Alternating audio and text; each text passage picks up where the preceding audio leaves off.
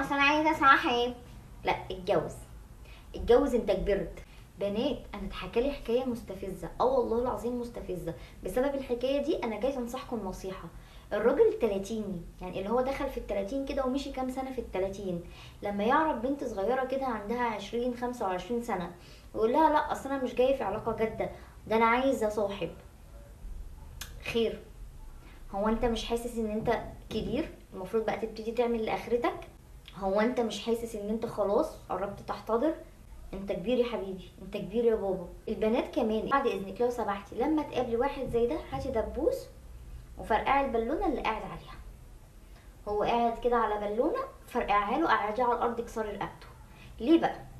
لان هو فاكر نفسه ان هو عنده خبرات وجامد جدا ولف وهيقدر يلف البنت الصغيره. واصل انا عايزه صاحب. حبيبي، انت في سنك ده المفروض عندك شقه وعندك فلوس وعندك شغل كويس وعايز تتنال على انك تتجوز وتخلف، عشان لما يبقى عندك 50 سنه ابنك ما يبقاش عنده 10 سنين.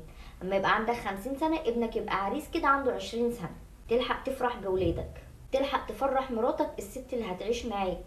مش تيجي بقى وانت خلاص العمر ضايع منك، عندك 40 سنة فتصابي كده قد الدنيا تدور على عيلة صغيرة ومش هتلاقي، وهتبقى معنس قد الدنيا والدنيا تتملي متحرشين. ليه يا حبيبي؟ ليه؟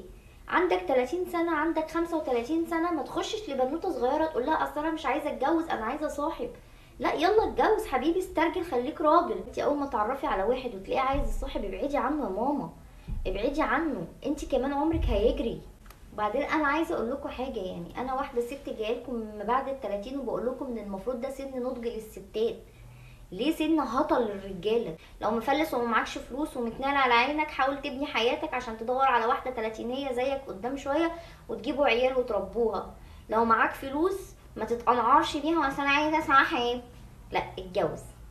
اتجوز، انت كبرت.